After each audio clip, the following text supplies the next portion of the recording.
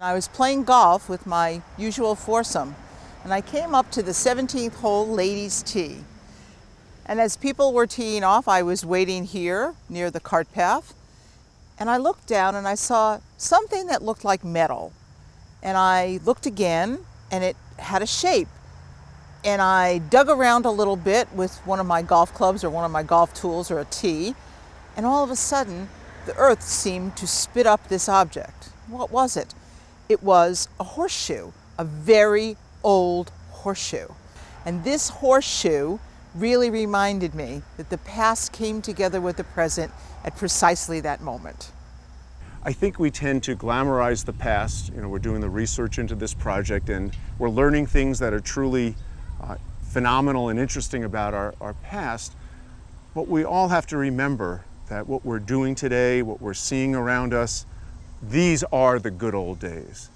Bonnie Briar may be 100 years old, but this putter is older.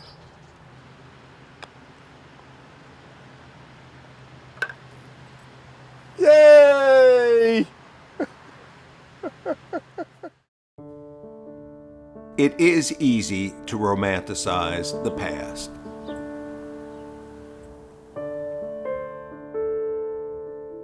And not recognize just how far we've come. I joined the club after our members heroically saved the club, but the future was not necessarily secure. And the next generation really did our best to improve the club and make it really attractive for families. There was a wide agreement among all the members that the golf course was the key to the future of Bonnie Briar.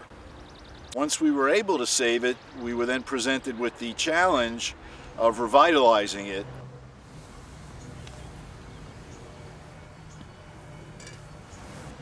You rarely see courses like this anymore. Every hole different, layout according to the terrain of the land. There's nothing artificial about it. When the course was returned to the members, we decided that playability was the main thing that we needed to work on. And we started a big drill and fill program on the greens to get the greens to drain. And then we started redoing the bunkers. We have a greens superintendent, his name's Nick Lerner. He started uncovering the rocks that were around here. And we found that the rocks were covered with weeds, and when we started to uncover them, the natural beauty of the course really shined through. And we uncovered them, and it just made all the difference with the character of the course. One day, Dave Weisberger, who was Green and Grounds chairman, said, "We got to uncover that rock." It was phenomenal to uncover it, and it became a feature. It's just something else to look at, some more natural beauty around the place.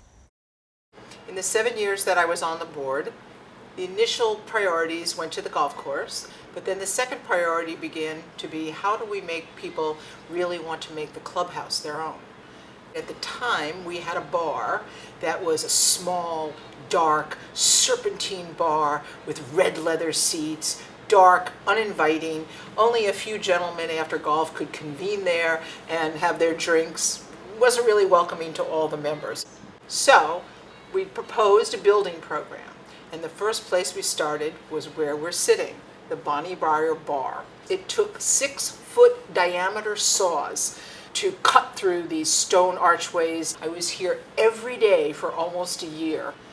The bar has turned out to be the profit center of the club, the social center of the club, and everything else you can imagine. This was really the start of the entire club renewal. However, I would say that every time the board proposed taking down the entire clubhouse and starting from scratch, there was always an outcry from the membership because they love the antiquity of the house, they love the charm of it, and they really never wanted to rip it down.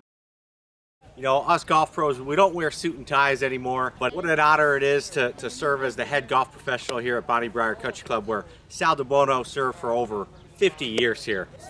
When taking the job here at the club, what I discovered was a booming membership and a pristine golf course. What a phenomenal place. I've seen in the clubhouse that Bonnie Briar has produced some great golfers over the years. And you know what? We still are producing champions. Shot, Dill.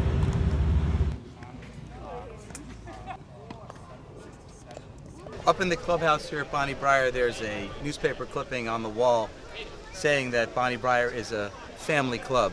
Well, it is a family club. This guy right here is my dad. I've watched him win the club championship 3 times. And then he got to watch me win it once. It's a family club. Here we stand at our centenary, and looking back to 1921, the club was founded as the world was coming out of a global pandemic, and here we are again. Yes! The club has weathered 100 years of history through the Wall Street crash, the Great Depression, the Second World War, attempts by developers to buy the course, now COVID-19. But through all this, the human spirit endures and the Bonnie Briar spirit endures. Yes!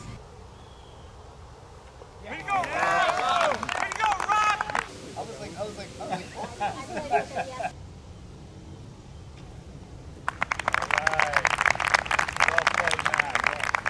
Nice match, boys. A toast to the next 100 years. And may a lot of putts be sunk on the green behind me.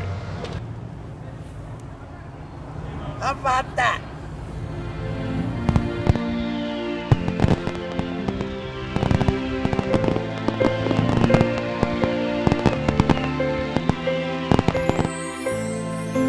Cheers! Here's to Bonnie Briar. Bless America and Bonnie Briar. Here's a toast to those years. Happy birthday, Bonnie Briar. And let's all toast Bonnie Briar 100. Here's to Bonnie Briar. Cheers to Bonnie Briar. Salud. Salud.